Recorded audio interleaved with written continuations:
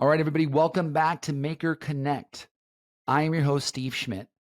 Today, we're bringing you a guest that isn't a chief procurement officer, is not a chief revenue officer, but probably could be a chief learning and development officer. A lot of those kind of guests have been on this show before, and we've enjoyed breaking down the semantics of what is negotiation? What is the mystery behind negotiation? If we all knew it, we'd all save a lot of money, right? We'd probably get pay increases. But when we get put on the spot to negotiate, we find we're uncomfortable. A lot of times humans are uncomfortable for asking for what they want.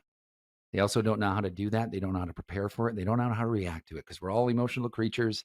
And even when we put our suits and ties on, it's really tough to not take it personally. And so, as your host of this show, I am happy to have Krista Sanchez on today to give you some, call it relief, and really get to a human level of her personal journey. We always like to cover that, but we're not going to start with that, Krista. Tell us, you have been you've done this for a long time. You have taught preschoolers. You have herded cats. You have done all sorts of amazing things in your life. You have taken what you had termed as your version of feminist break, which is 9 years to raise your kids. And we love that. And that's a negotiation with yourself. It's a negotiation with your spouse or your partner too. Like there's all sorts of these conversations where you said, well, I might not be the master. I'm like, oh, you're probably pretty good and you just don't know it. So Krista, welcome to the show. Krista Sanchez, it's good to have you. Steve, thank you so much.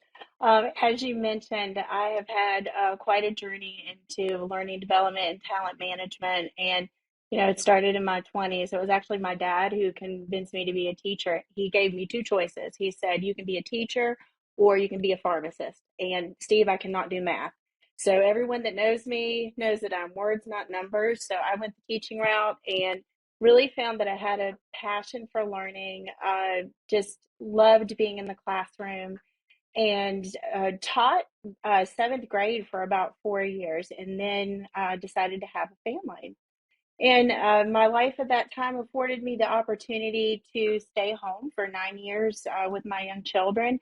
I say all the time that that was my version of feminism and completely support women and their decisions and those that who identify as women and their decisions. But my decision was to stay home with the little Yeah. crumb snatchers. And, I baked the cookies and got them off the bus and did some crazy part-time work. I say with no shame that I am the helicopter mom. And so I stayed really close beside them. I taught in their preschool for 5 years. Yes, I did herd cats.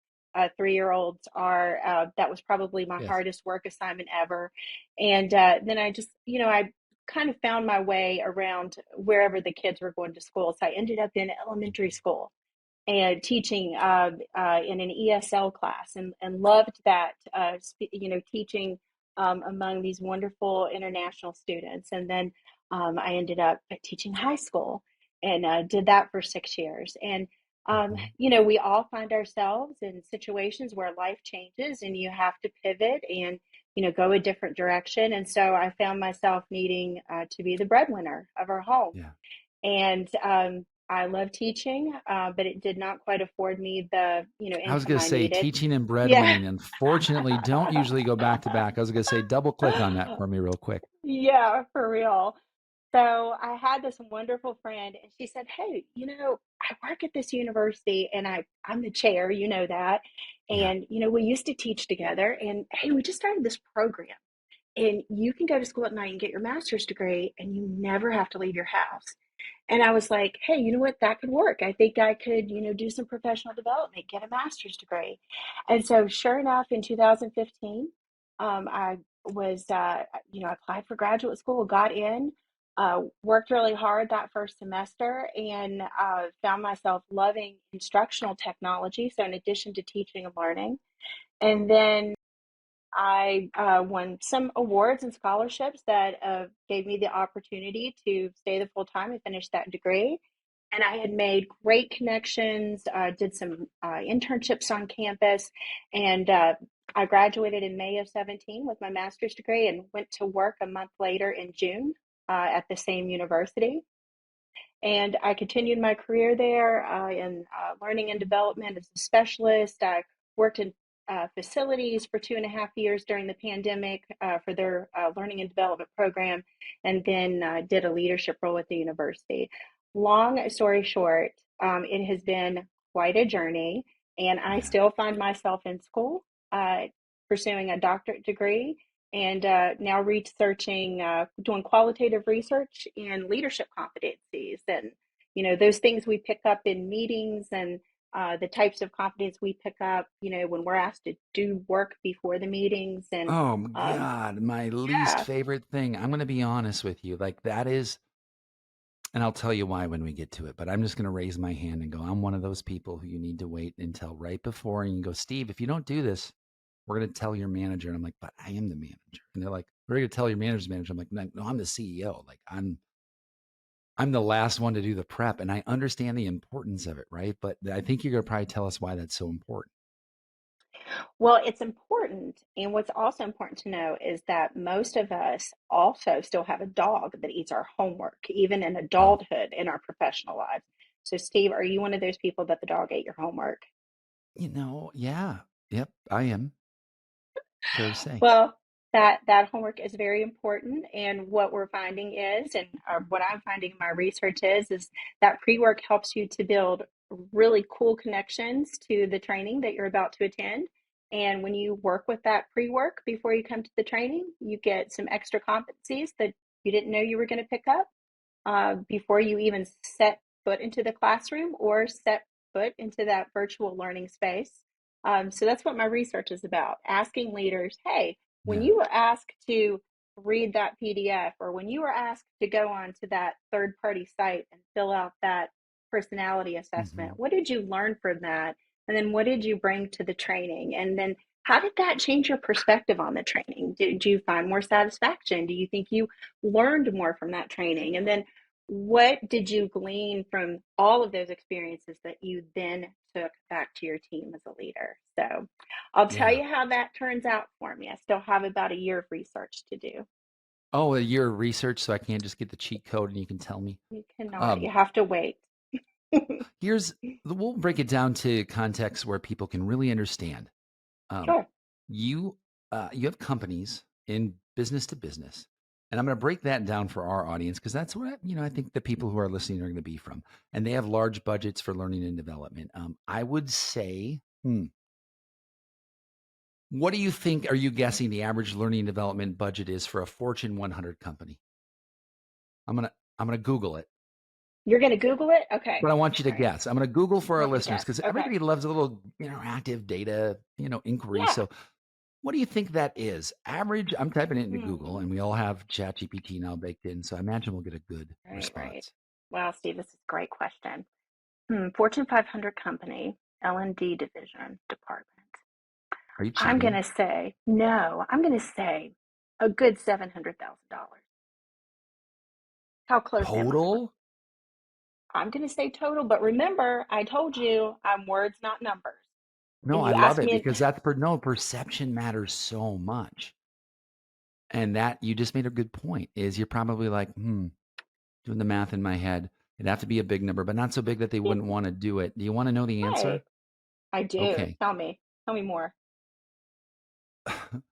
The latest industry report so has passed the 100 billion mark for the learning development. Now that's every company everywhere, right? And so what it does is it gives some incremental suggestions.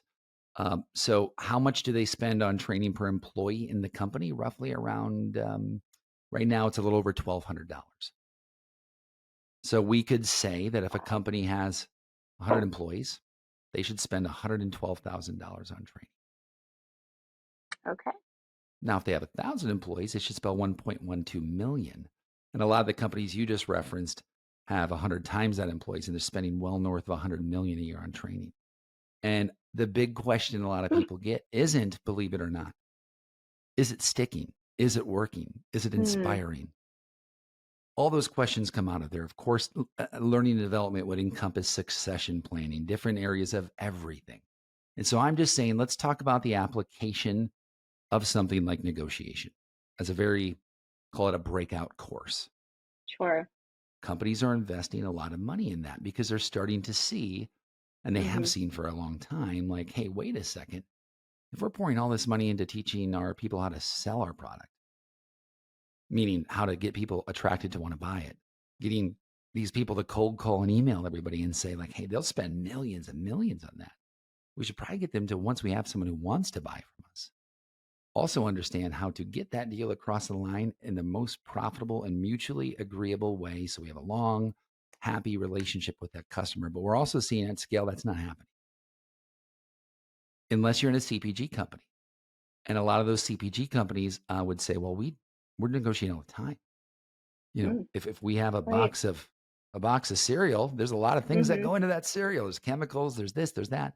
And then SaaS sellers, like SaaS, when I say SaaS software, sellers go, what are you talking about? I have no idea what that means. And they're going, like, negotiation to me means I've got someone who wants to buy $50,000 worth of software and they told me they'd only want to spend 20. And don't we all say it's the same thing? It's a perception of value. So let's back that Very up, interesting. because when you're thinking of learning, do you think students in the age of preschool, do you think that they have any idea of what's valuable to them or not, on what to take in and what to say, that's not for me? Walk me through that, because I think I'd love to deep dive in how they process information. That is very interesting. And I have to pull back into, deep history with teaching there.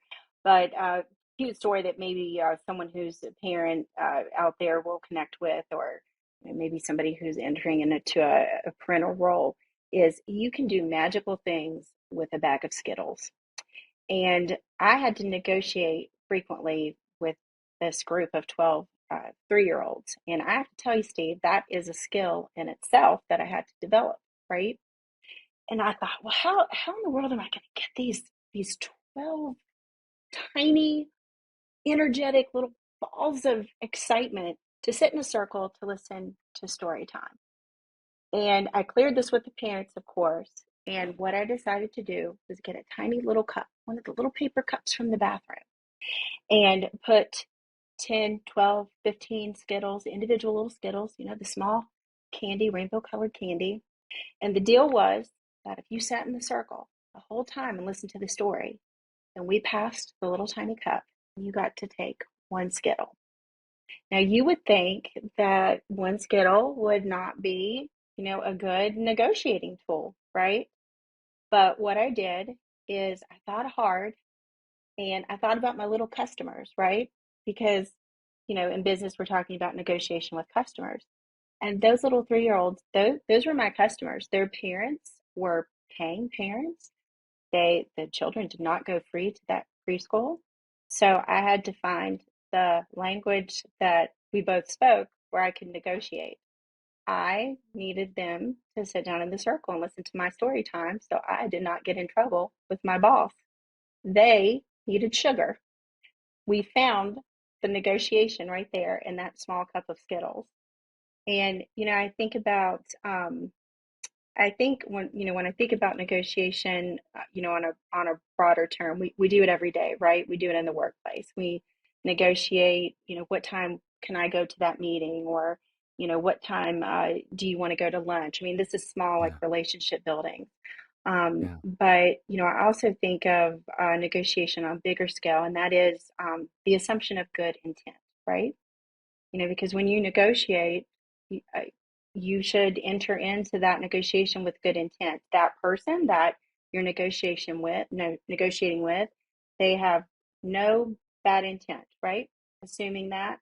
And then your intent is to do the best by them, exceed their expectations, give them what they need, especially if Hmm. you're talking in terms of business or Yes. customers.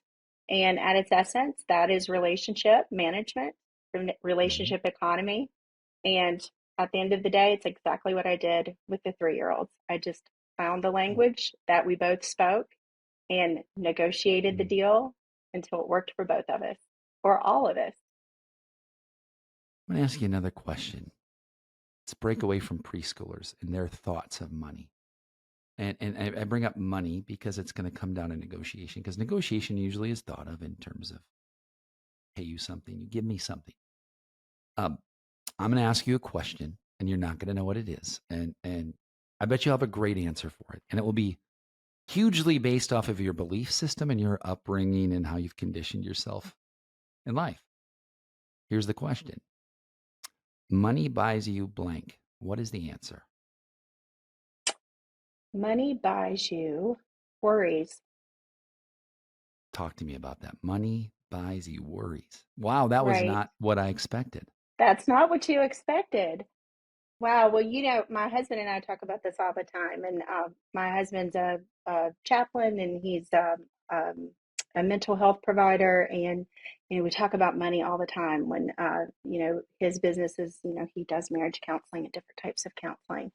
And I ask him sometimes, what kind of topics do people struggle with these days? And usually money is one that comes up, and money causes worries, right? Think about, you have a job, you make a certain amount of money. What if you don't have that job? You have a family, you have to feed them. What if you don't, have enough money to feed them?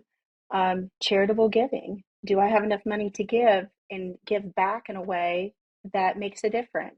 Some people that's very important to them. And then, there's the age old concept of, do I really want to work for money? Or do I really want to work at something that I love? And I think if you're lucky, you work and you get paid for something that you love to do, much like myself in learning and development. Okay. I love that answer. You want to know what my answer was when they first asked me that question? What was your answer, Steve? It was terrible. I don't remember. I think I was like, well, freedom. And I thought I was being philosophical. Oh, the freedom Ah, to do what you want. Not like freedom, like well, I mean, sure, like the American flag, the eagle. I mean, that was all this, there's a lot of negotiation there, but we won't get into that on this show. Um, I think for me, what I've modified my answer to then since then is it gives you access. And there's one thing we want in life. It's access. It's access to things we have that can provide comfort, mm-hmm, things and we don't want to feel limited in that, right? Because the more limited you have, i.e. poverty mm-hmm, line, the more you feel like your back's up against a wall. mm-hmm, And so it's different for different people. Your level of discomfort may be different than some people. And somebody who has very little could say, well, my level of discomfort's huge. It's been that way for a while. And so I think that it's access to, for example, access to, if you're a drug addict, well, you don't have money, you have access to drugs, freedom of choice. Not a good mm-hmm, outcome, but it's the one you wanted. Probably if you're a drug addict who, no matter what, you're going to get it done. And mm-hmm. now you can go get it. And right when they can't get it, they might go find a way to get it, right? So they can access the thing they want. And so that's a very commonplace example. Now in business, we pay people for access to things we think we could benefit from. And we usually say, and it should make my company money, right? And the reason I want to buy this is because I think it could make us some money. And in enterprise business, they all go, wow, we buy a lot of software and we negotiate on a lot of things. But they seem to get it more than anything. Like, what's the ones to lock down on? What's the ones to create departments around, learning and development programs around? And they say that's what's important to us. In leaner companies, say in that $2 to $10 million space, the concept of learning and development is often foreign. And it's often looked at very much so as a expense item. And I I, can say this from experience. mm-hmm, I owned a company that made an exit. I'd like to say successful exit, but that would be the wrong way to say it. I made an exit, sold the company, or we had a merger and acquisition. But in that company, my fourth hire was a VP of learning and development. People thought I was crazy. And I said, well, I need that person to be prepared. So when the 50th person gets here, or the 10th or the 15th, that we have a learning and development program. They said, Steve, why wouldn't you do it? Why don't you do that yourself? I said, because I'm terrible at it. I'm a terrible trainer. Like I'm a great executor. I'm a great strategist. I'm not a good trainer. So anyways, I just gave you a lot of information. I guess I want your take on that because obviously we all know the answer, but I want your real life take. Give me a story that people can run with. Why should we not view training development as an expense? Because it's always going to take a while to get the ROI. Yeah, I'm glad you asked me that. And I was thinking about, what if we turn your original question to me was money brings, and then I had to fill in the blank, right? So, that puts us, I was thinking about, I'm an extrovert, so I'm thinking about what you're saying and trying to connect to it while you're talking. And, why do we say money brings something to us? Why can't we say we bring something to the money? So, if we looked at it that way, we're not relying on money to bring us something. But if we are in control of the money and we are bringing something to the money, let's just say metaphorically, the business, to me, that's a much healthier relationship. So instead of saying, well, I don't have money to do this program, or I don't have money for learning and development, to me, it's what can you do outside of that constraint and what can you bring that supersedes the money? Now, that ties into your question, why should we make learning and development important? And there's been multiple pieces of research that shows that people in the workplace actually consider it a reward. So if you tie it in to, a greater intrinsic value, people see training as a reward. And the reward the company gets is they learn something. Most of the time, it's something we need them to learn, whether it's business acumen or project management or conflict negotiation and resolution. So you will never find me arguing against establishing a very strong learning and development organization or functional area in any company. And I think you alluded to the first to go. And it's also, one of the first areas that I've seen very, when it does go, or it lessens in some extent, to some extent, people get sad and that they start to talk. That's a big shift in a company. Because I do believe, as I said, it's really tied to motivation and it's seen as a reward and it's seen as the company investing money in something you want to do, something you want to learn, an area that you want to grow. And that in itself makes it a really important venture. Why is it so hard for companies to prove out ROI then? If it does work, and we all know Right. it can be very effective, why do you think they're not executing? So, Steve, I think that we're missing a big part of learning and development, and I'm seeing this across the board. And this is, things that I talk with other learning and development professionals about. But it's this missing link that we deliver this great training, right? We buy third-party training. We call in third-party facilitators. We get certified or qualified to teach third-party training. And then we teach the training. Everyone has a good experience. They get the book and take it away. They get the online resource and they can use it later. And then we send them an evaluation for the session that they attended. And hey, next cycle we'll run you through. And so one of the things that is always, on my mind is how do we know the training worked, right? How do we know? What kind of measurement do we establish? What does that look like? And I think that, outside of software that, is usually really expensive for assessment of any sort, I think the onus falls on learning and development departments and divisions themselves to say, we're going to come up with some type of assessment, some type of rubric, some type of way we can follow up.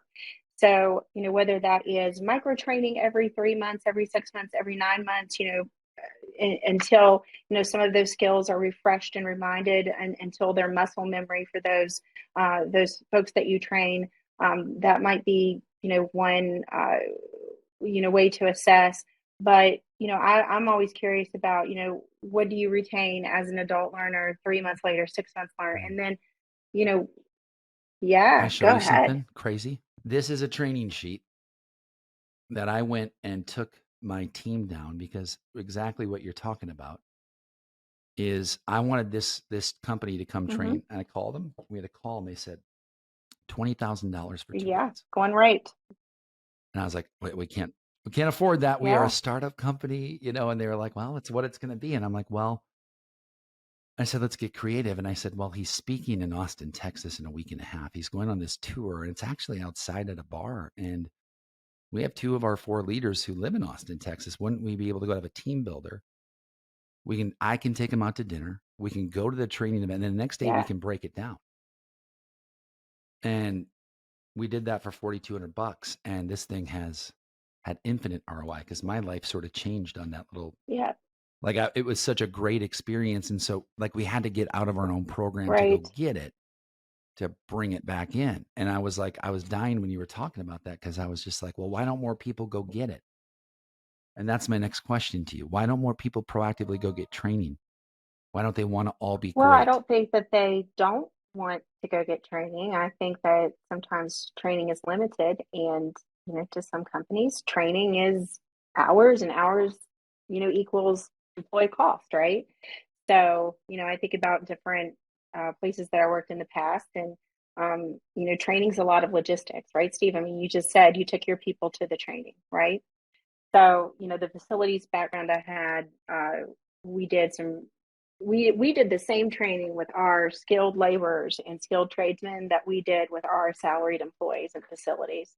The only thing is we had to get really creative with our skilled laborers and skilled tradesmen's schedules because you're bringing in second shift, third shift. You don't want to take someone off of a Yeah. machine. Productivity time, Productivity time. That's my right? next question, which is I can't So, wait to get that was to. different. That was a different scenario where, there's safety concerns, there's coverage concerns. And then, you have that same thing with salaried employees, right? So, you can't be out of the office for 2 or 3 days. I do hear employees say, I'd love to go to that training, but when I come back, I'm going to have 300 emails. And they're not exaggerating, Steve. They literally, if they're sitting in an 8-hour training and they take a break just as a refresher, come back to 300 emails. It's Yeah, a lot. a lot. So logistically, That's an exaggeration too, I well, think. By the way, maybe 30. we salespeople always exaggerate. We're like, we can't go into this training. We have a quota to hit. We can't be productive. How are we expected to hit our targets if you want us just to be in training all the time? I still go back, Steve, that most people think that training is a reward. Research based, Steve, research based. People still see training as a I reward, agree. especially post COVID. Sane people, sane people. I'm Oh, talking about salespeople. salespeople. Very impatient, very driven by coin. And I have, I can, and this is, we had two more questions. My personal learning approach has been consistent, but it has become much more introverted over the last 5 years. I take in copious amounts of self-paced learning that would cripple most people. And I only got there by starting to do it on my own. I got sober 5.5 years ago and I had a lot of time on my hands all of a sudden. And I've been sober since by the grace of God. But I mean, I was like, what am I going to do now? Got all this time. I'm not drinking half my day and then hung over the other half. And then I was just like very little learning, 20, 30 minutes at a time to me. And they have studies that show the brain of an alcoholic doesn't grow beyond the point of when you first Wow. start drinking. That's where you are matured from. So technically, I started at the age of 18.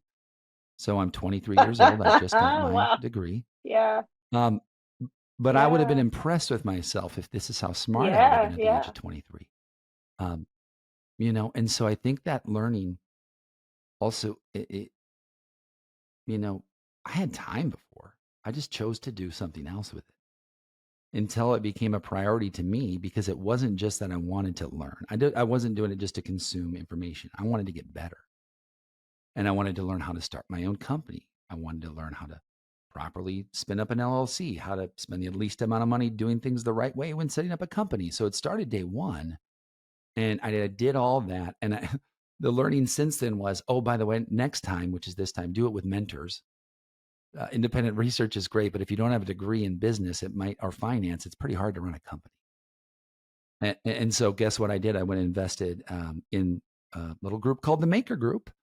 And we know today on how to get better at negotiation because I found out without knowing that I was giving 26% Hmm. of deal margin away just because we wanted to be nice and we thought we needed the deal, which lost us about $480,000 in income by overhiring for underperforming operating margins. And it all unraveled. And all of a sudden, my startup that I thought wasn't a big deal, it was about a Amazing. $500,000 problem. And I looked at that and I was like, wow, I probably should have done something about that because that lesson was hard to swallow. That Yeah. was a tough pill to swallow. Um, and I guess my question to you is, to those organizations out there who in a tough economy are always going to want to cut back things Hmm. that don't have an ROI. What is your message to them as an educator in terms of why they shouldn't be cutting learning and My development? message to them is think about it differently. So instead of thinking about it in terms of dollars and in terms of how many people are going to staff, or how many third-party trainings am I going to have to buy? I think you mentioned that training was several $1,000s that you wanted to take your team to. Think Yeah, $20,000, Steve. $20,000. That's a lot of money. That's some people's incomes, right? Talking about money, and yeah. I would say, what's the argument? Just maybe not an argument, maybe a negotiation, Steve. So if you're gonna cut my budget for learning and development, if you're going to maybe edge out some of my employees, maybe we don't need learning and development. Why don't we negotiate and look at training another way? I bet that if you, in your company, you have critical business processes that need trained, right? I bet someone in the company trains lean. I bet someone trains Six Sigma. I bet someone trains project management or some other technical system, SAP.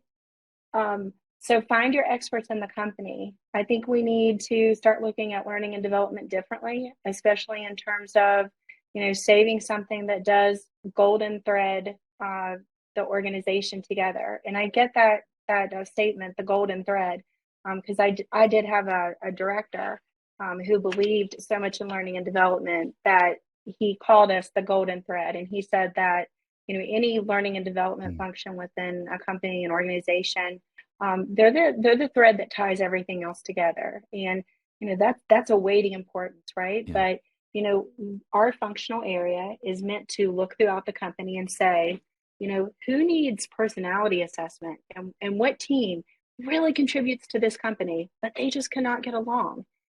Let's find that training. Mm, Why are projects failing? Let's get all the project managers together and let's figure that out. Let's find out, yeah. yeah, what's They'll not tell you. working. And then, develop those trainings in-house. But those are the types of golden threads. That's the kind of negotiation I'm talking about. Is don't get rid of something completely. Just look at it differently. Negotiate a different definition for learning and development, talent management within your company. Because I bet you that the talent that's in your company can help form a new version of learning and development for the entire organization. It's pretty good. You didn't even know that question was coming either. Okay, so this is where we get to have fun. Flex a little bit. Last question. So you are in this research field of how quantitative research can show that completing pre-work, or I shouldn't say that's the wrong way to say it. You did research on the completion of pre-work and the impact on overall training through that first stage of effectiveness, right? Can you help define this for us? And more importantly, what have you found out? Well, Steve, I want to remind you, I'm words, not numbers. So you gave me quantitative Okay. research, which is way more beyond me. I am qualitative. I collect people's stories. So much Okay. like Thank you. you, no, Thank no, you. no big deal. I want to, make sure I'm just a qualitative researcher. I don't collect numbers. I collect Okay. just a Just a qualitative research. qualitative I'm researcher. the Brene Brown of learning and development. I collect people's stories. Yeah, Oh, look at that. That is a yeah. better I commercial. collect I people's like stories that. out in the workplace. So, yes. So Beautiful. getting into that research, and I've already forgot your question because Oh, well, the question is coming down to what do you know with that qualitative research? Have you found out about pre work and training? So, what is the work I need to do beforehand? The work I said that I never loved to do and was always last to complete. And then showing up, and then what was the overall impact on those who had completed it versus those who didn't? what I am finding, and that the research continues. I'm not quite done with the research until 2025, but I do have chapter 2 of my dissertation done. So everybody cheer me on. Woo woo.